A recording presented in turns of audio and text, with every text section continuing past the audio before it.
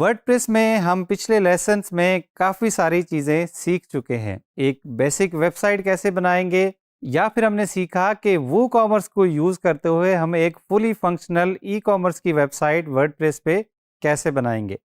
चाहे वो basic website हो, चाहे वो ई कॉमर्स की वेबसाइट हो, हमने हर लेसन में यही रिपीट किया कि ये सारे काम करने के लिए आपको कोडिंग की बिल्कुल ज़रूरत नहीं है। आपने अगर बेसिक वेबसाइट बनानी है तो बगैर कोड के बनेगी, अगर आपने ई कॉमर्स स्टोर बनाना है तो बगैर कोड के बनेगा।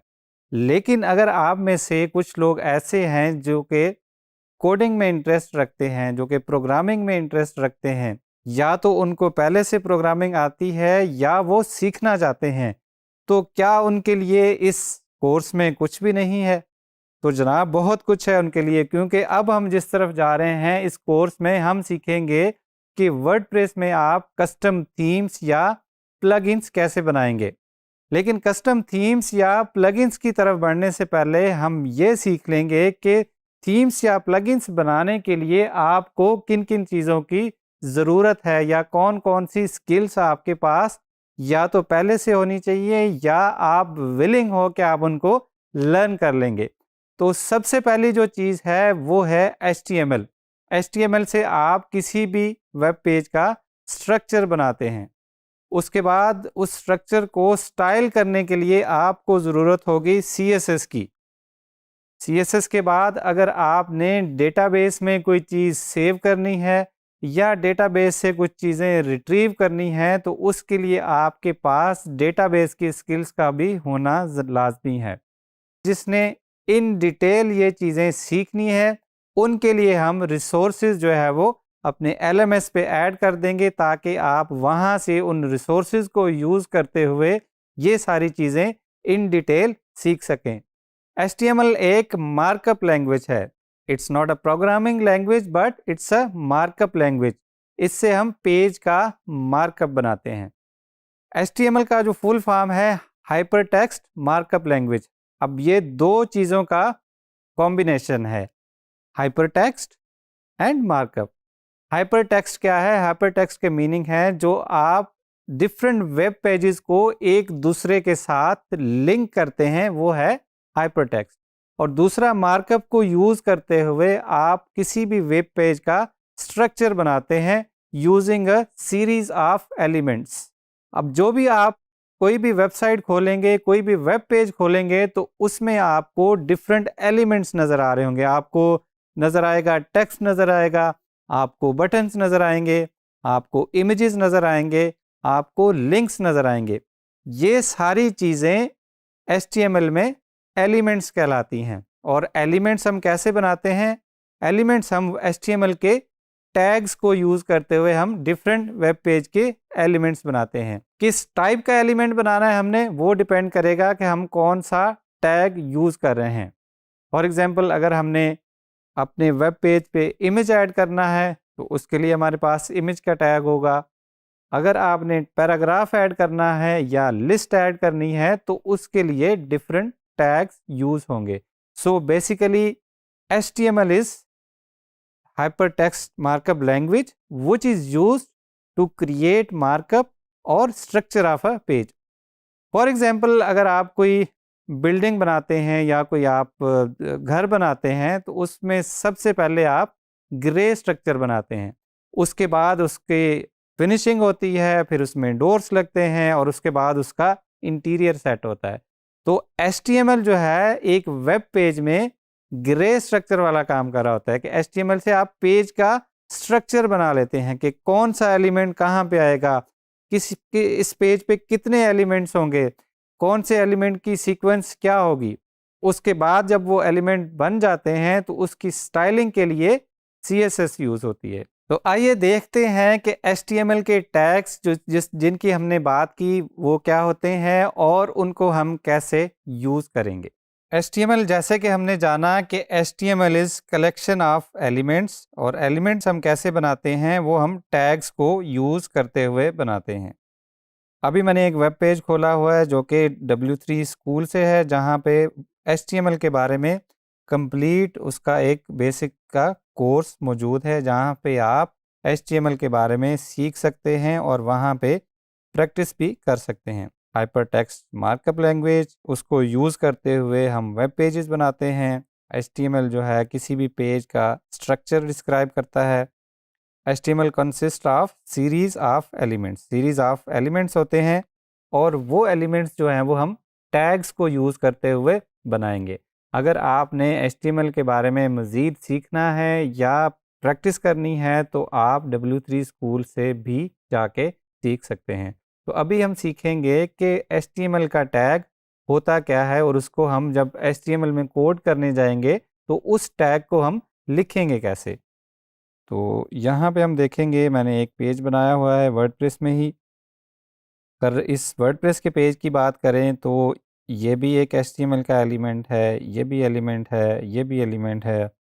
ये जो हेडिंग लिखी हुई है this is also an element. अब HTML के एलिमेंट्स हम कैसे क्रिएट करेंगे? हम टैग्स को यूज़ करते हुए HTML के एलिमेंट्स क्रिएट करेंगे। यहाँ पे सबसे पहले टैग का नेम है और टैग का नेम जो है हमारा लेस देन और ग्रेटर देन साइंस में जो है वो उसमें इनक्लोज्ड होता है। और टैग्स यूजुअली पेयर्स में होते हैं। पेयर्स क्या, एक ओपनिंग टैग होता है और उसके साथ साथ उसका क्लोजिंग टैग होता है। और मोस्टली जो ओपनिंग टैग होता है उसी के साथ हम फॉरवर्ड स्लैश लगा देते हैं और उसको हम क्लोजिंग टैग बना लेते हैं। फॉर एग्जांपल यहाँ पे हमारा टैग नेम है, उसके अंदर फिर हमारा कंटेंट है। उसके बाद जब हमारा कंटेंट कंप्लीट हो जाएगा तो यहाँ पे हम उसी टैग को क्लोज कर देंगे। अगर इस टैग को हम क्लोज नहीं करेंगे तो ये फिर हमने जो HTML का सिंटैक्स है या सिंटैक्स भी उसको बोल सकते हैं, वो हमने उसको फॉलो नहीं किया।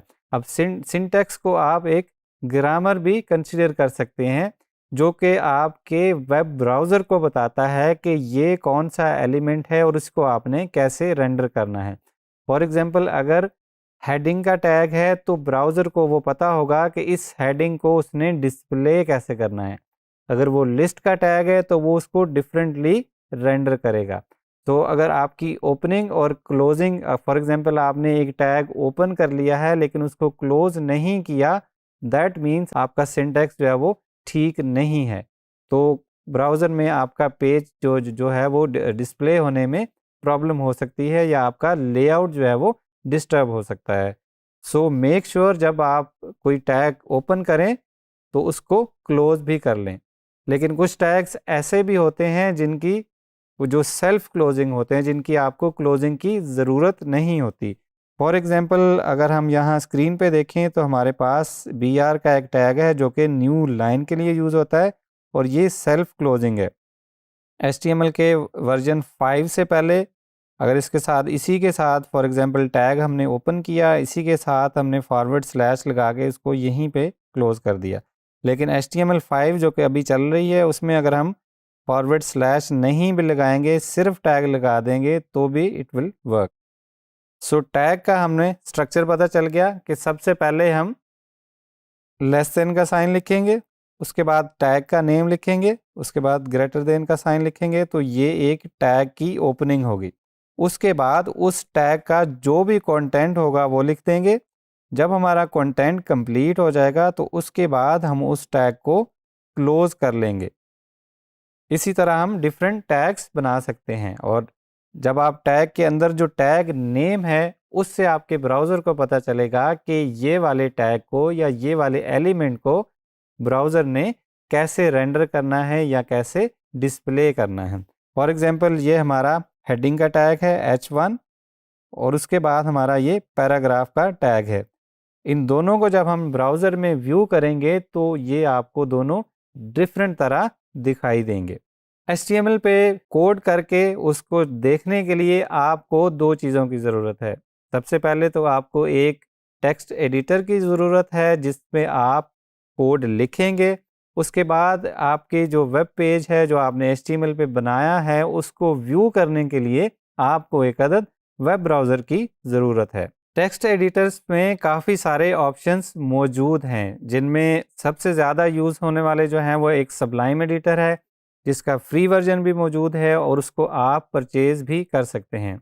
उसके बाद हमारे पास एटम मौजूद है जो कि गिटहब वालों ने एक टेक्स्ट एडिटर बनाया है जो कि फ्री ऑफ कॉस्ट है और वो सारे ही प्लेटफॉर्म्स के लिए अवेलेबल है। वो विंडोज़ के लिए भी अवेलेबल है और वो मैक के लिए भी अवेलेबल है। हम यहाँ पे जिस टेक्स्ट एडिटर का यूज़ करने वाले हैं वो है एटम। और एटम में आप HTML फाइल कैसे बनाएंगे, आप फाइल में जाके न्यू फाइल करेंगे और इसको फॉर एग्ज़ाम्पल कर लेंगे सेव एज़। सेव एज़ में हम कहते हैं जी हमारे किसी भी फ़ोल्डर में हम फ़ोल्डर का इंतखाब करेंगे, हम कह देंगे जी हेलो वर्ल्ड .html। जब भी हम HTML की फ़ाइल बनाएं तो मेक श्योर कि उसकी जो एक्सटेंशन है वो .html है, क्योंकि अगर वो .html नहीं होगी तो आपका ब्राउज़र उसे as a text file consider करेगा और उसको रेंडर नहीं करेगा। सो जो भी आपने फ़ाइल बनानी है उसका कोई भी नाम लिखें और उसकी एक्सटेंशन जो है वो .html होनी चाहिए। तो इस तरह हमने .html हेलो वर्ल्ड .html की फ़ाइल बना ली। HTML की फ़ाइल बना लेने के बाद आप उसको ब्राउज़र में व्यू कर सकते हैं। फॉर एग्ज़ाम्पल जहाँ पे आपकी फ़ाइल मौजूद है उसका पाथ आप एंटर करके या उस फाइल को डबल क्लिक करके जहाँ पे आपने सेव की है उसको ब्राउज़र में ओपन कर सकते हैं। हमने सीखा कि HTML की फ़ाइल कैसे बनाएंगे और उसको ब्राउज़र में हम कैसे ओपन करेंगे। अभी जो फ़ाइल हमने बनाई थी वो बिल्कुल ब्लैंक फ़ाइल बनाई है, क्योंकि आने वाले लेसन्स में हम सीखेंगे कि HTML के टैग्स को यूज़ करते हुए कैसे हम एक वेब पेज बनाएंगे।